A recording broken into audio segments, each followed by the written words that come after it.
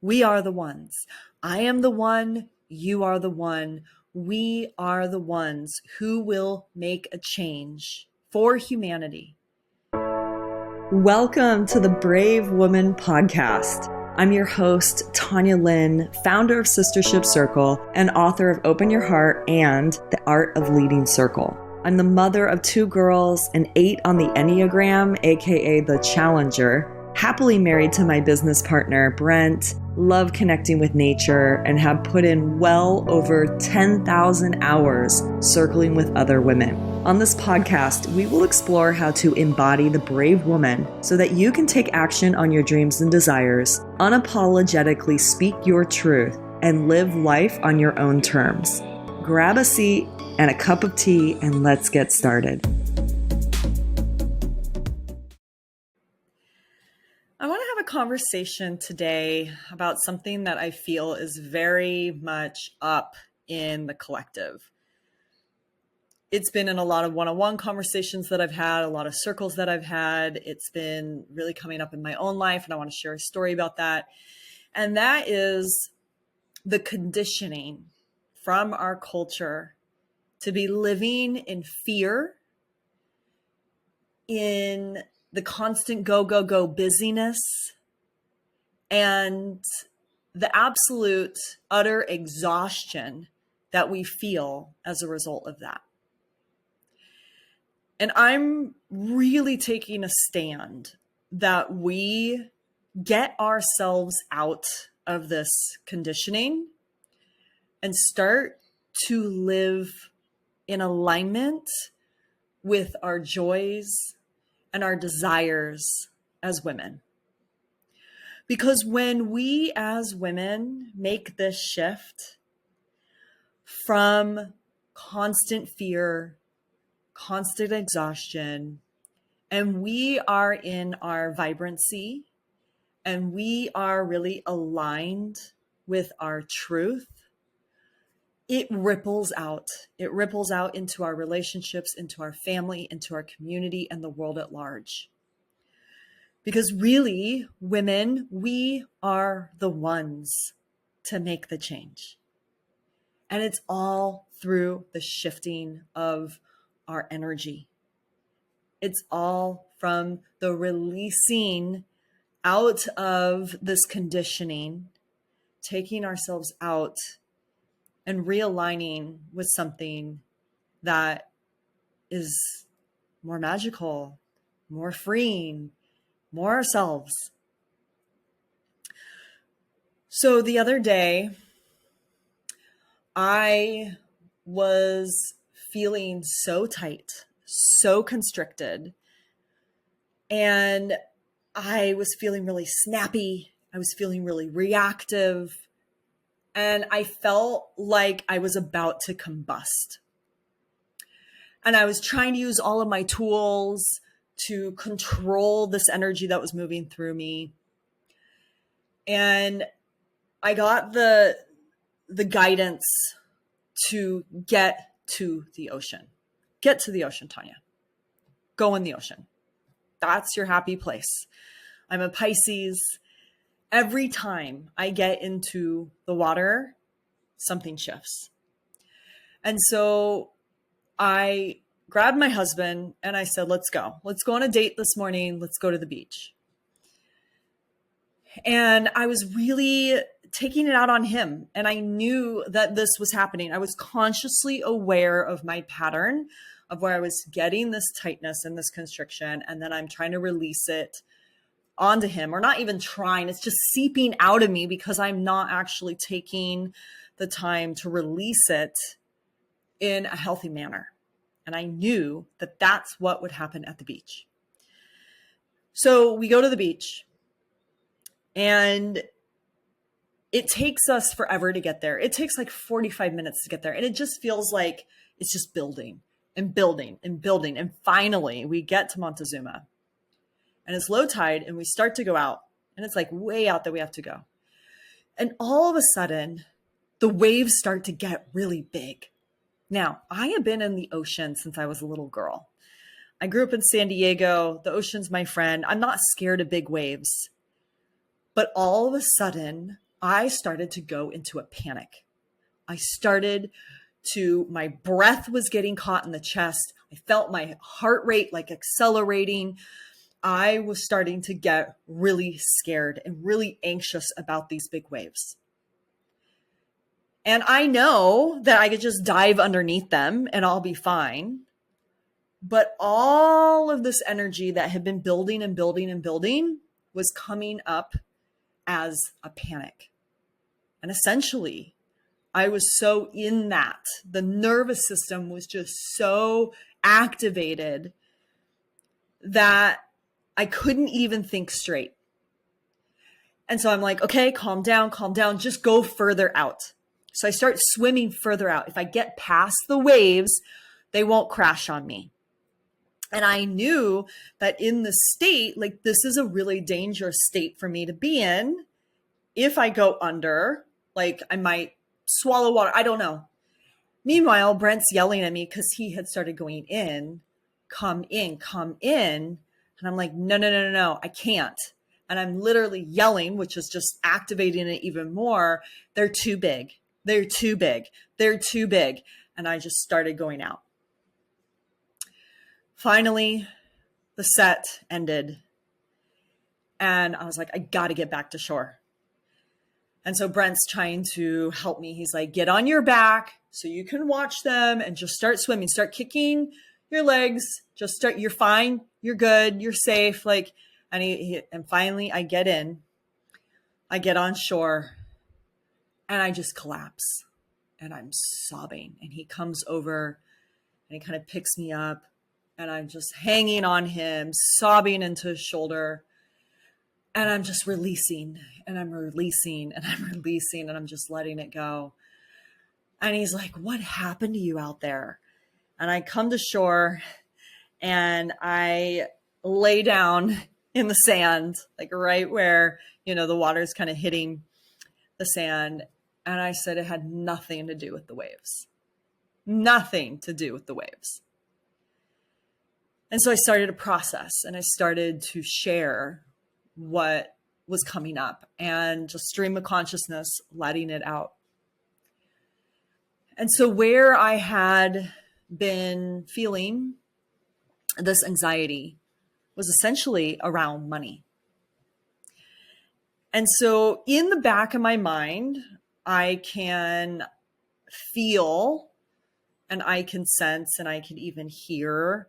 And it's like I'm thinking about the rising prices. Right? The economy, people, like hearing how many people are really struggling financially, knowing that there's inflation happening, that this has been happening for a while. This has been a gradual increase. And so that's like running in the background. And then there's our own financial situation of we have dumped everything into this property. And to the point where we're tapped out, completely tapped out. And even though a month ago we said, let's set a boundary, we're not spending any more money on this property. Like we need to halt for a moment until we can bring in investors. And yet it just keeps needing more. Like, it's like, we got to pay the workers and we got to do this and we got to, and so it's like, we went way past our comfort zone with this. And I could feel that. And it's like, we still have some time until we have enrollment for How to Lead Circle. And so I'm monitoring, I'm tracking all of this. And the conversation that we've been having is, we need to bring on an investor. We need to bring on an investor.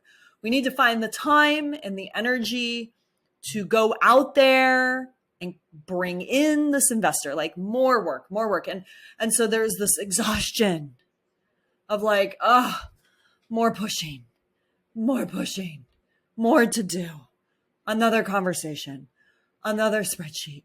And it's like, all I want to do is hide in my bed and read a book and check the fuck out.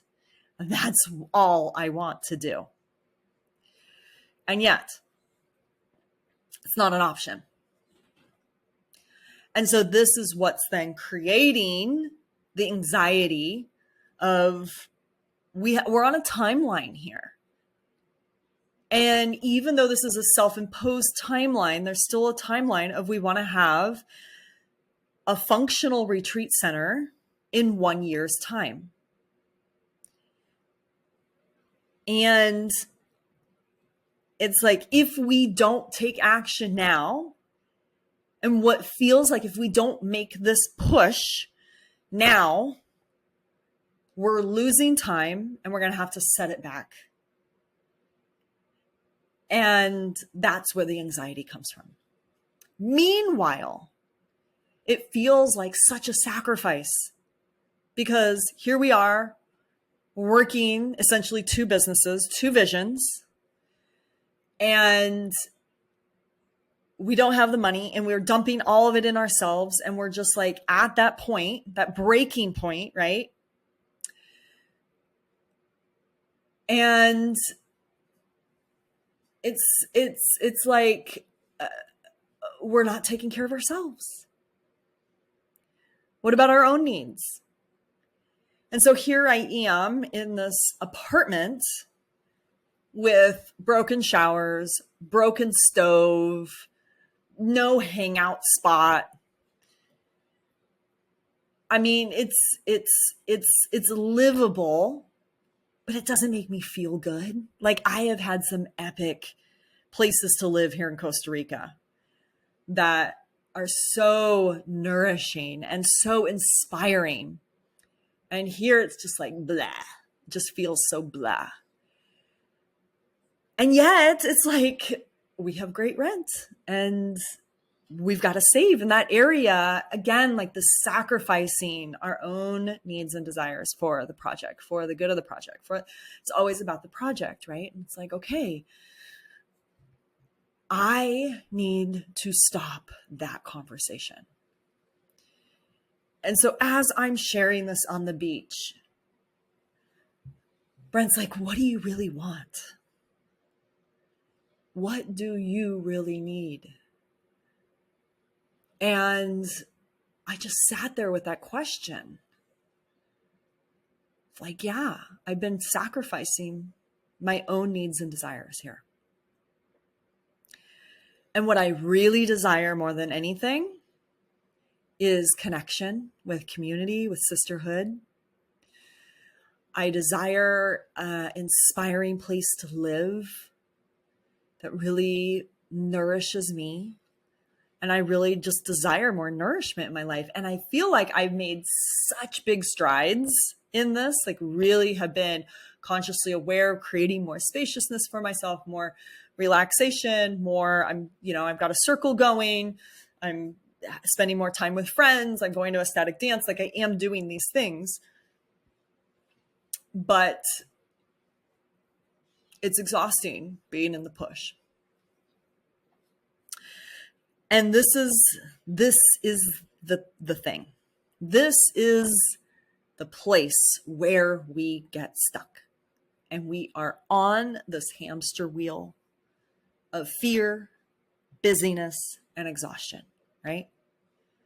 We are afraid, and so we start overdoing, and then we get exhausted, and it just repeats.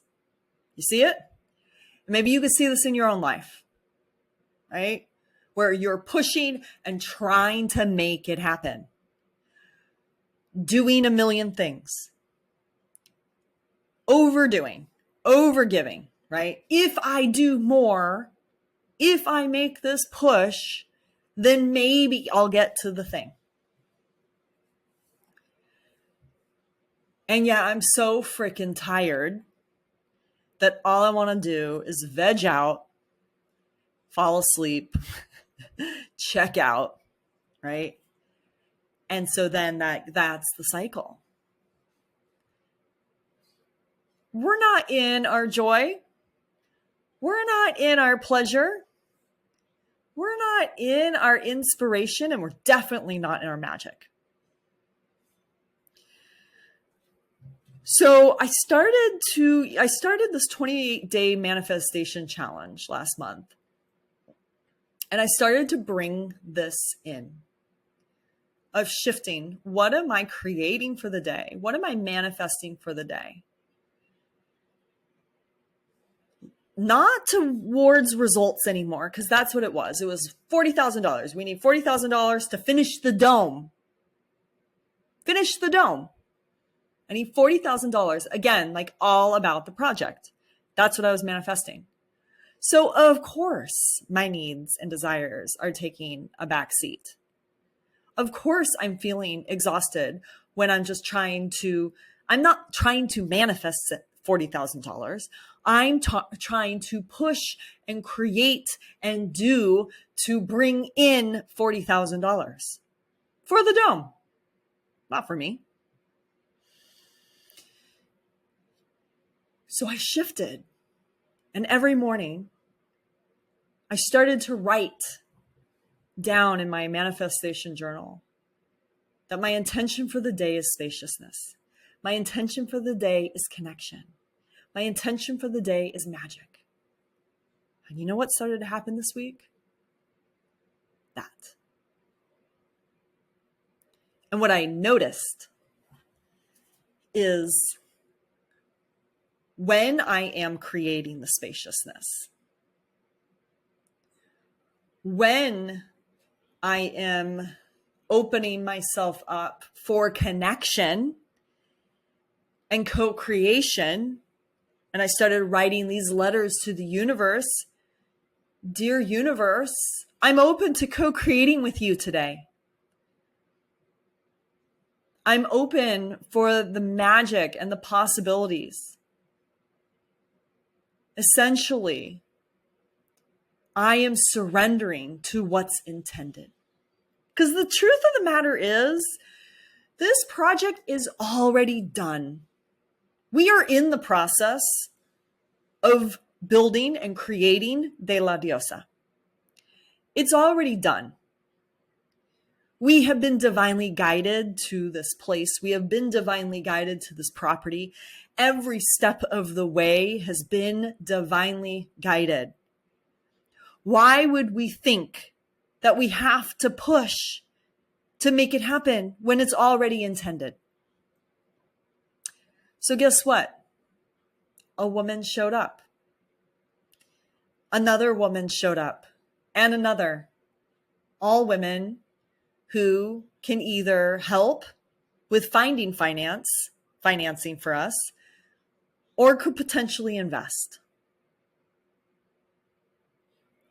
We weren't looking for them.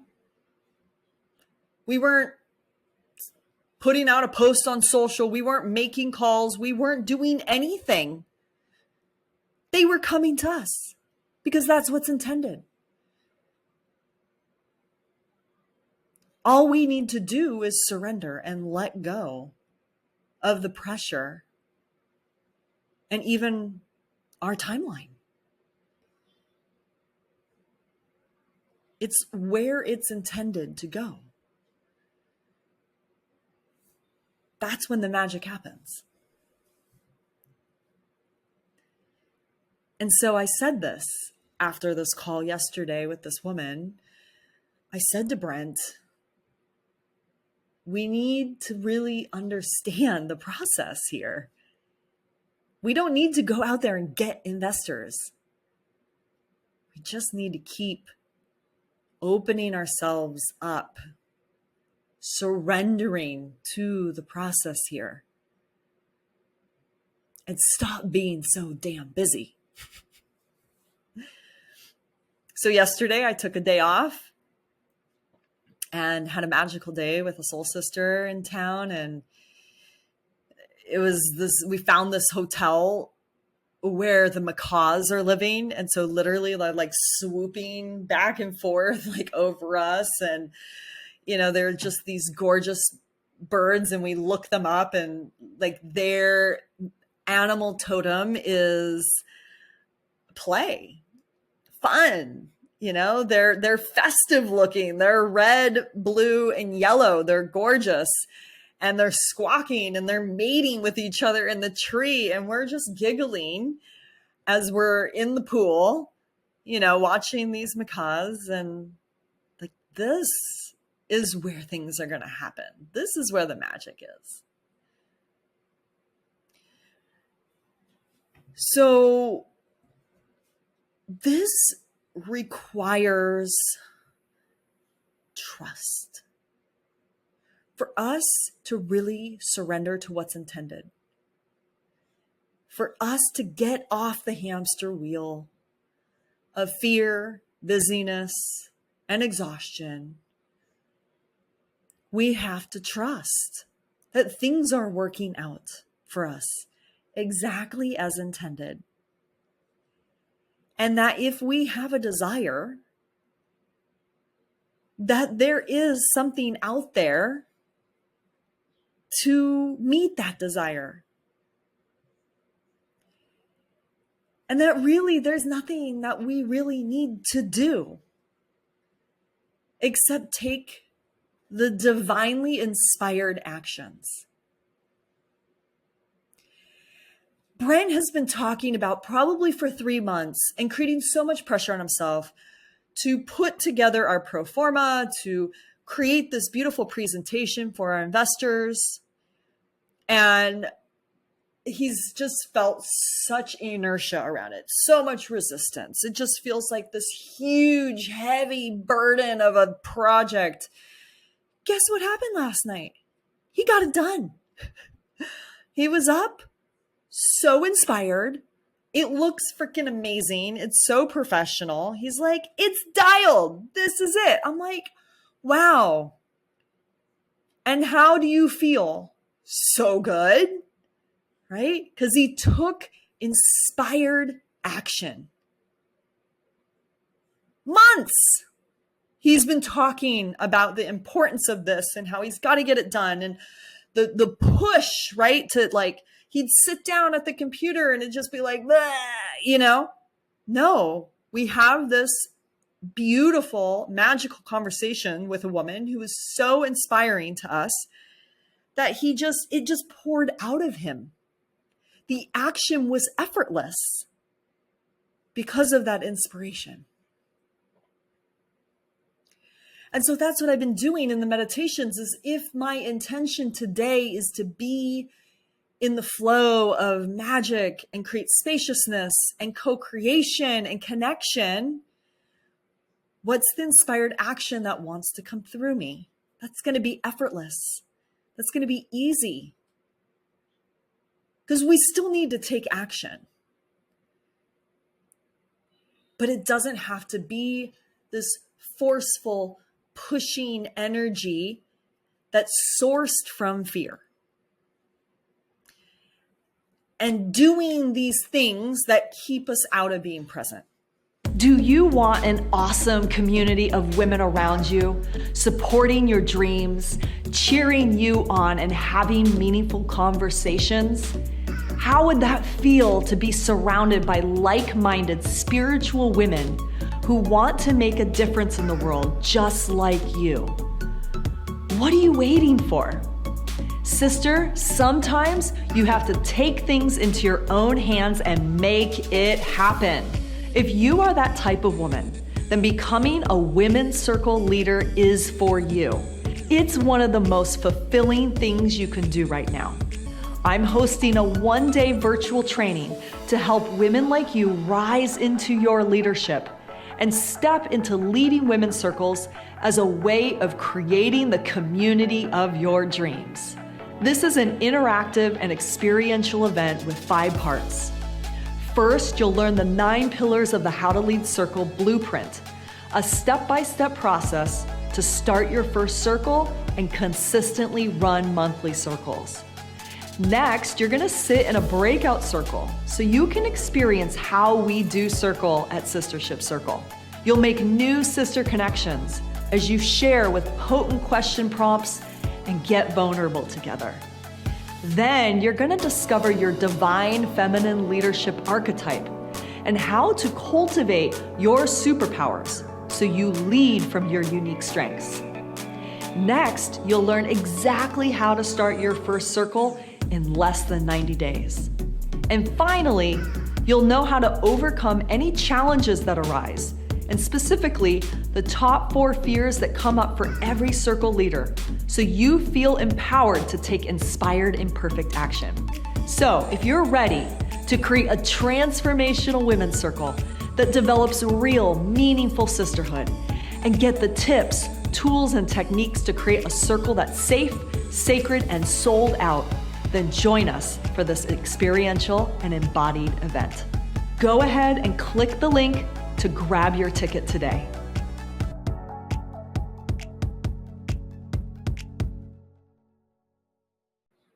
At my women's circle, we've been talking a lot about the busyness.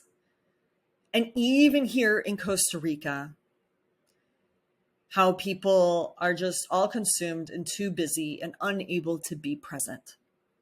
What is that? We're so stuck in our heads. And this is what I noticed, is I can literally feel the difference in the morning meditation. And I'm tracking this as I'm writing, like, how am I feeling right now? And I can literally feel myself spinning in my head. And that's that busy energy. That's that place of like, oh, I'm thinking and I'm just so in my head. Notice that. And then what happens when I actually drop down into my body, drop into the heart, drop into the belly, taking a breath, releasing, letting go of all those thoughts. I can feel my nervous system relaxing. I can feel my energy expanding. I can feel an opening in the body. That's the spaciousness. So we need to work with this on an energetic level of, are we creating space? Are we all cluttered with thoughts and figuring it out and like all the to-dos in the head? Or are we dropping down and creating spaciousness in the body, spaciousness in the chest, spaciousness in the nervous system, feeling the spaciousness in the body, letting go of the tightness and tension, getting into a state of relaxation? You're not going to be exhausted when your body is relaxed like that. When your nervous system is regulated. But as soon as you go up into your head and the body starts to tighten and constrict because you're trying to figure it out and it's being run by fear and oh no, if I don't get this done now, oh no, something's going to happen. Oh no, million reasons, right? And then we start spinning and we get exhausted. And this is why it is so hard for us to be present. And here we hear so many people talking about how much they want connection, how much they want sisterhood, how much they want community, how much they want to enjoy their lives, their kids, their family. How can you if you're not present? And even you can see the interactions with people of it's so surface level and it's so on to the next thing. And this is me. We were at the nursery, run into this woman. Brent's talking to her and I'm like looking at the watch of like, we got to go. We got somewhere to go. Like, come on, like, let's go. Oh, there it is, right? The universe just dropped this connection in our lap, literally right there at the nursery. Incredible person for us to connect with. Magical connection could have taken place. And I'm missing it because I'm so worried about getting to the next thing. Do I really need to be on time to whatever we're going to next? Or can I actually be present with the gift that the universe just gave me? The gift of connection, a magical connection. There's no coincidence that that woman showed up there right then. Can we start to notice these gifts and signs from the universe? Can we start to be present with what's right there in front of us? Can we even notice it? So as I'm saying to Brent, I just want connection. I just want community. There it is, right? I just want soul sistership. Like, I want that here. Everyone's too busy. Wait, where am I being too busy? And so I had to take inventory. What community and sisterhood and connections do I currently have? And I started to list all those women at my women's circle. I started to become present to the connections and friends who are already reaching out, who are already connecting with me. And I started to actually receive all of that. It's all right there. Here I am. Why am I looking for this thing that's already right there? And I don't need to go chase people. I just need to be present to who's already right there in the space. So on our call last week we have a tribe council call. And this is a call that we're doing every month for our members, for our level 1 and level 2 facilitators with Sistership Circle. And I started creating these calls of just no agenda. Let's just tune into the energy together. This is a brilliant practice for us to become better at being present and really tapping into what's in the collective and using that as a message for Circle and become better at co-creation. This is what makes you a really powerful facilitator, is when you're able to co-create with the universe. You're able to use what's in the collective space and bring that to the women. And this is what makes the most magical containers, because you're being so present with what's in the space. So we're having this exact conversation. And how many women are too busy or too tired to come to Circle? And that's the number one thing that people are hearing. Our facilitators are receiving the feedback that women are too tired and too busy to come to Circle. So we played with this and we looked at,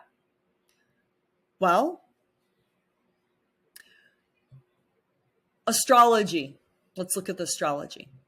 Let's look at the season. This is a time of rest. Like, we're just about to move into spring. We're still in hibernation season. So how can we actually work with this energy? And how can we shift our own energy around this so that we actually become the space for women to feel that Circle is actually the perfect place for them to be if they're busy and exhausted?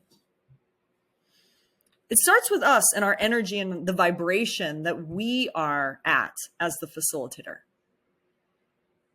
So we really have to see Circle as the well. You go to the well to put your cup in and nourish yourself. You go to Circle for that exact same reason. It's the well to refill your cup. Now, what do I mean by that? So we unpack this on the call of talking about how Circle is the well of nourishment, the well where women could come and refill their cup and how we can actually talk about this to women and educate women, because this really is a mindset shift and it's a new way of thinking about circle. So the first thing is that most of the time, what's making us exhausted in the world is that we are either performing, pleasing, or pretending. Think about it. When we are out there in the world, when we're socializing, when we're interacting with most people, that's how we're showing up. This is the unconscious conditioning. Doing the trying to look good, that's the performance, right? The pleasing, making sure others are taken care of, making sure that, we fit in. And then the pretense of like, there's this, I've got to keep up appearances. And this is exaggerated in our social media culture, where we have to look a certain way. And we see people who look like they have the perfect lives. And so we're in this comparison. And so we're trying to keep up that pretense. It's exhausting. But in Circle, we don't have to do that. It's the one place where we get to show up in the safe and sacred container to just be ourselves. No makeup, no pretense, just pure authenticity. Come as you are. Whether you're a mess or you're in total celebration of yourself. It all is accepted in the Circle. So that's one reason why you're going to come to Circle and be absolutely exhausted and leave feeling inspired and filled up and nourished from the experience, because it's like authenticity is a breath of fresh air.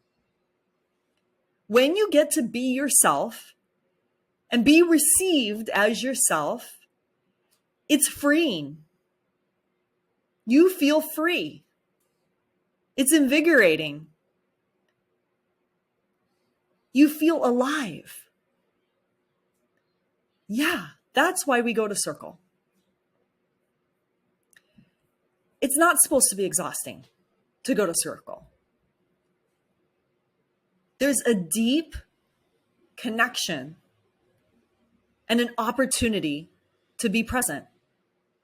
This is where we actually get to take a break from our crazy lives, and we just get to sit and be held in the safe and sacred space. We actually get to relax and let go in the Circle.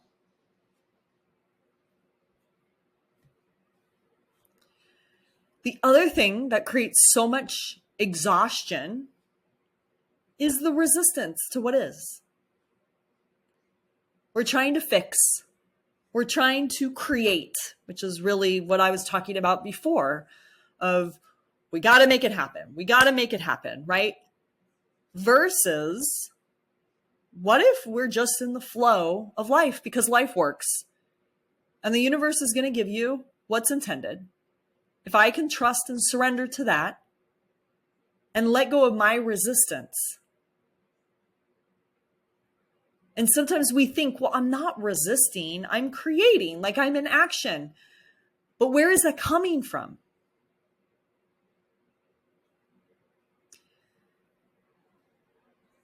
So when we are constantly operating from this exhaustion, Circle does feel like another thing to do. But it's a break from the busyness and from the exhaustion.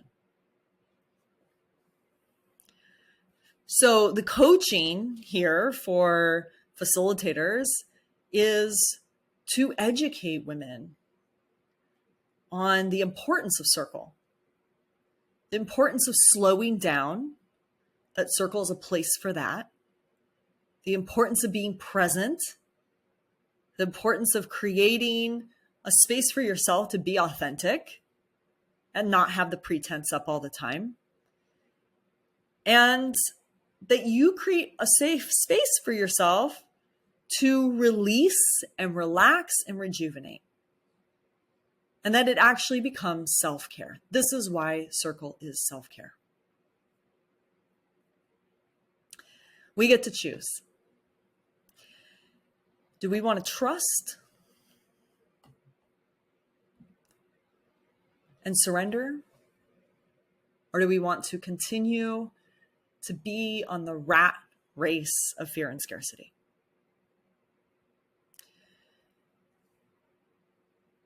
Can we start to notice the swirl in our heads and the tension in the body?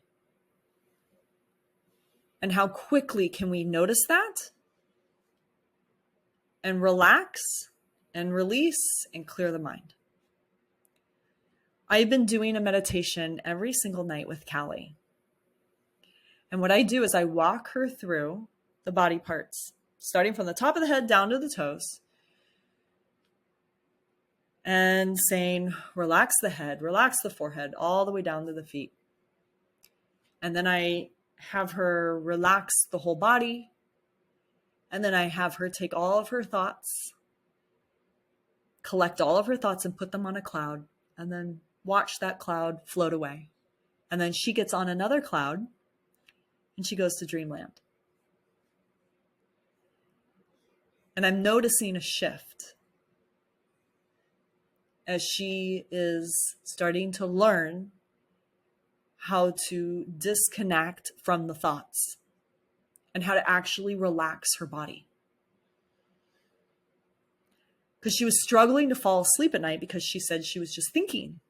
Her brain is starting to develop in that way at 8 years old, where, she's kept up at night from thoughts. And so that is what we can do for ourselves. The morning meditation of what is my intention for today? Becoming aware and intentional of how we're setting up our day, of co-creating with the universe as your partner.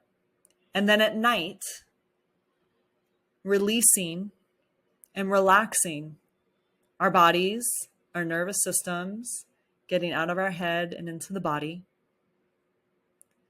And then really creating that space for ourselves in Sisterhood and Circle to do that as well. Notice the shift. You just listened to this show. I'd love for you to leave the Brave Woman podcast an honest review. Reviews help podcasts like this one grow, making it more possible for me to devote my time, energy, and money to its production. If you take a screenshot of your review and email it to support@sistershipcircle.com, we'll send you one of our archetype activations as a thank you gift. Thank you so much for your support. I really appreciate it. Up next, meet Christy Esselman, registered nurse turned circle leader and quantum energy healer, as she shares how she transformed her suffering into her purpose work.